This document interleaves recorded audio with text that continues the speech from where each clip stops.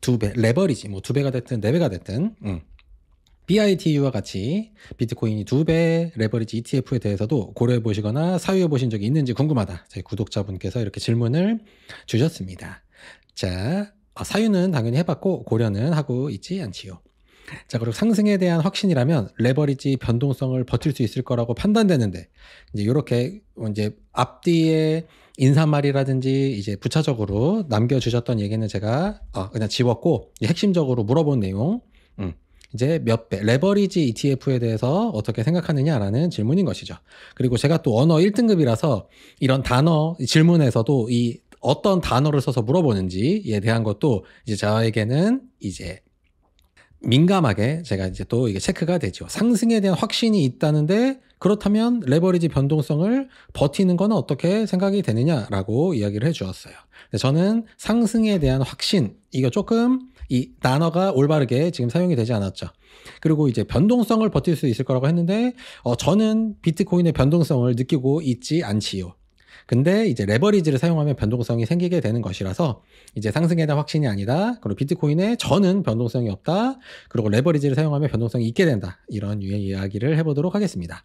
자, 뭐 1배, 2배, 레버리지에 대해서 이제 이런 거가 이제 정확하게 어떤 건지 알고 싶을 때는 이제 슈카월드를 검색해 보면 되죠. 자, 슈카월드 레버리지 이렇게 검색을 해보면 이렇게 영상이 무려 4년, 5년 전에 슈카월드 형님께서, 아저씨께서 이렇게 친절하게 영상을 올려주셔서 이제 이것을 보면 되겠죠. 그래서 여기서 올려주셨어요. 20% 수익률이 10% 됐다가 내려갔다. 이렇게 뭐 영상이 있는 건데 올라갔을 때랑 내려갔을 때랑 그 가격 차이가 난다. 그래서 이제 결국에 올라갔다 내려갔다 하게 되면 점점 깡통 찬다, 뭐 이런 이야기인 것이죠. 그래서 사유 결과 레버리지는 이게 도박이구나를 바로 이제 사유를 하면 바로 알 수 있게 되시죠. 자, 그렇다면 도박을 해서 대박을 내면 되는 거겠죠. 하지만 이제 제 사주에 부자라고 안 써 있어요. 저는 사주를 볼 줄 모르는데 사주를 볼 수 있는 친구한테 물어보면 되죠. 그럼 어떠냐? 부자 뭐 그닥 그런 얘기 그닥 안 써 있다라고 하면은 사주에 부자라고 안 써 있으면 그런 사람이 도박으로 부자가 될 확률은 사실상 제로에 가깝다. 그렇다면 확률적 사고를 하고 있는 저는 사유를 바로 종료하게 되는 것이죠. 자, 그래서 이제 그런 거 하지 않는다라는 이야기인 거고, 그 다음에 제가 상승에 대한 확신이 있는 거면 이제 뭐 이렇게 이야기를 했는데 저는 상승에 대한 확신이 있지 않습니다. 자, 확신이라는 것은 굳게 믿음 또는 그런 마음이라고 네이버 국어사전에 나옵니다. 확신이라고 읽네요.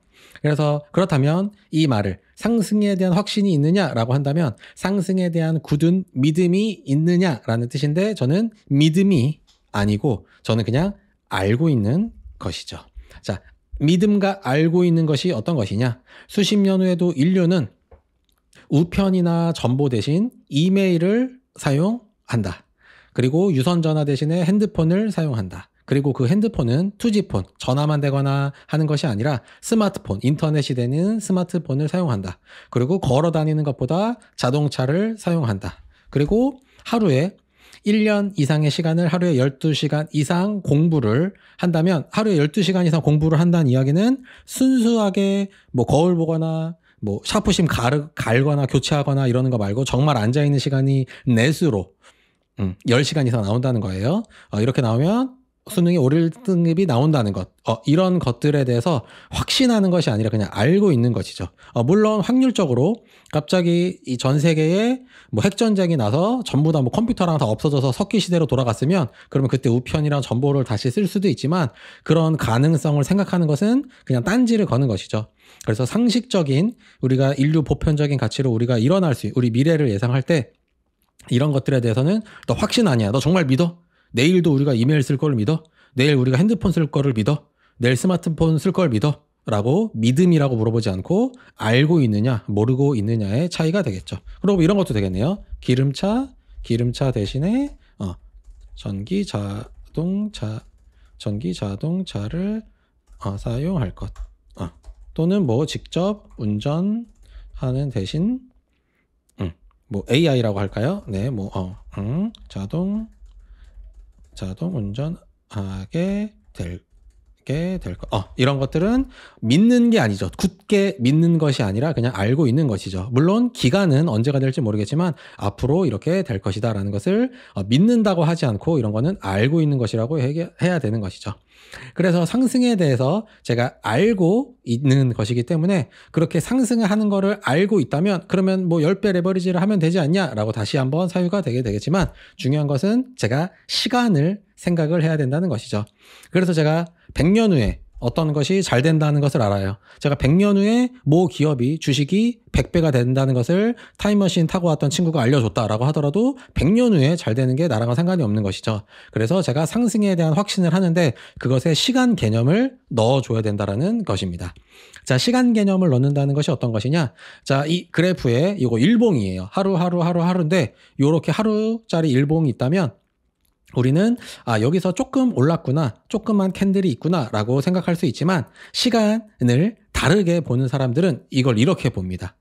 이게 4시간 봉인가 이럴 것 같은데 저 하루 요 짧은 봉을 저는 이렇게 보지만 저는 원래 이렇게도 안 보고 더 멀리 보는, 더 작게 보는데 이렇게 보는 사람이 있지만 어떤 사람은 이거를 같은 거를 봤을 때 이렇게 보게 되는 것이죠.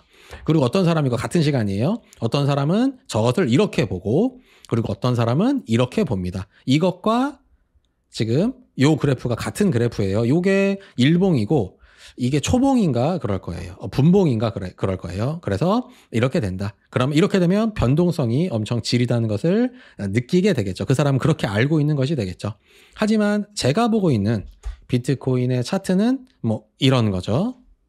요런 거, 요렇게 파워러에 의해서 요 왼쪽 Y축을 가격으로 하면은 로그 함수를 따라가게 된다. 이거 변동성 저는 느껴지지 않는데 느껴지시나요? 자, 그리고 파워러 요것보다 요 시간을에도 로그를 먹인 거죠. 이 그래프는 시간에 로그 먹인 거 아니네요. 그냥이네요. 그냥 이게 이제 가장 기본적인 그래프죠. 그냥 100원, 200원, 300원, 400원, 500원 Y축 올리고 그다음에 이 괄호도 이 한 칸 한 칸이 그냥 올바른 시간이죠. 그렇다면은 몇 법칙에 의해 파워러에 의거하여서 한 명일 때 가치 없고 두 명일 때 사실상 가치 없고 세 명일 때 둘의 가치, 네 명일 때 하나, 둘, 셋, 넷, 다섯, 여섯 개의 가치 이렇게 x제곱으로 올라가게 해서 이렇게 이거 x제곱의 그래프인 거 자, 이 중학교나 고등학교로 나오신 분들은 이거 x제곱으로 올라가는 그래프라는 거 알고 있으시죠? 자, 그래서 이렇게 그래프를 여기서 실제로 따라가고 있어서 저는 역시 이것도 변동성을 느끼지 않는다.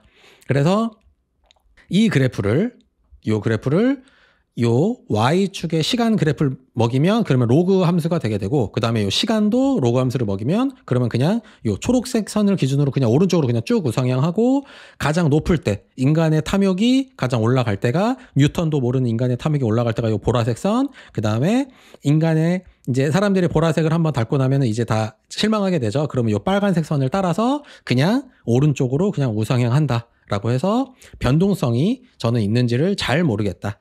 조금은 알지만 잘 모르겠다라는 것이죠.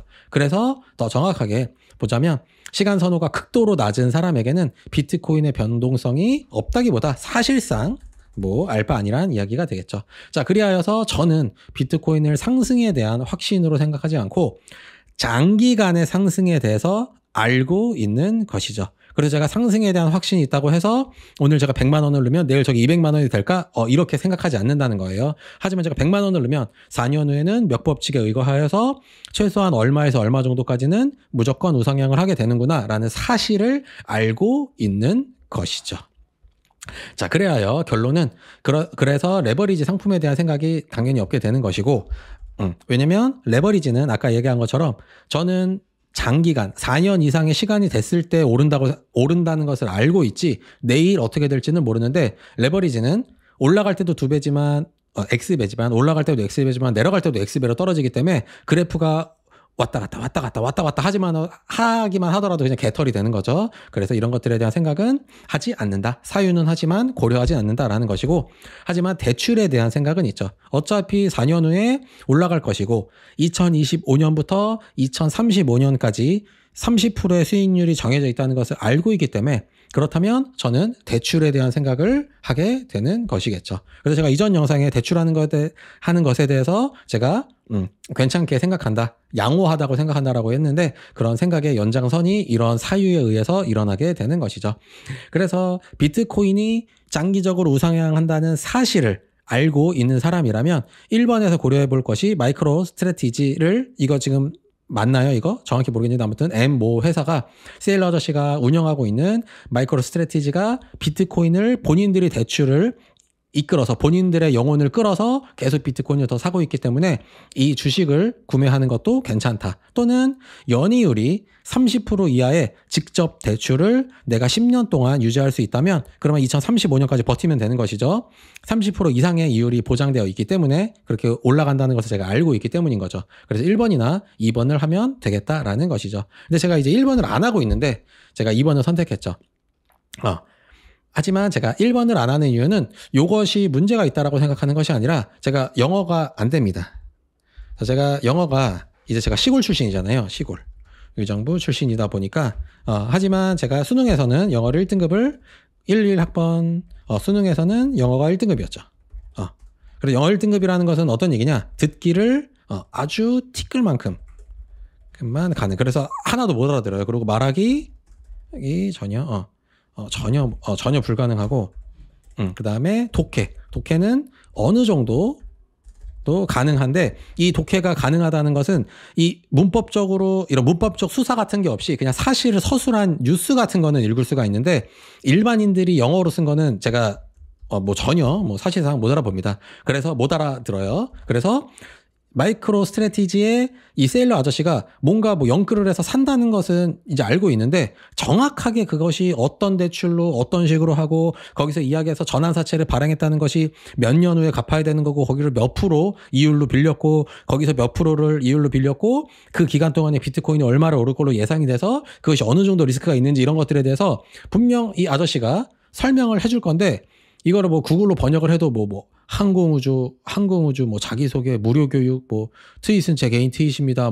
이런 류의 얘기만 보이기 때문에 정확하게 잘 모르겠습니다. 그래서 정확하게 잘 모르니까, 1번은 그래서 못하는 거죠. 제가 안 하는 게 아니라 1번은 그래서 현재 못하고 있는 중이고, 그래서 저는 2번을 하고 있다. 그래서 제가 알고 있는 것, 장기간의 상승에 대해서 알고 있기 때문에 내가 아는 것을 그냥 하는 거죠. 마치 제가 수학 문제의 정답을 알고 있기 때문에 그냥 풀이를 쓰고 정답을 쓰는 것처럼 그냥 알고 있는 것을 행하고 있다라는 것이 제가 레버리지 상품을 전혀 고려하지 않고 있는 이유가 되겠지요.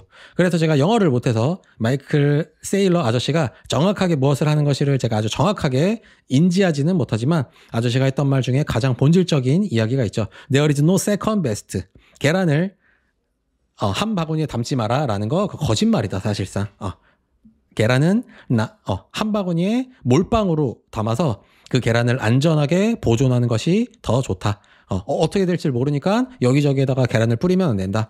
베스에다가 몰빵하라 라는 것이 저에게 현재는 가장 맞는 이제 제가 생각했을 때 올바른 방향이라는 생각이 들어서 현재 저는 이렇게 하고 있고 제 자산의 100%가 저는 비트코인에 들어있다라는 사실을 알고 계시죠? 그래서 저는 그렇게 현재 투자를 하고 있는, 투자라기보다는 저축을 이렇게 하면서 살아가고 있다라는 저의 현재 상황과 저의 사유를 같이 말씀드리면서 이번 영상을 마치도록 하겠습니다.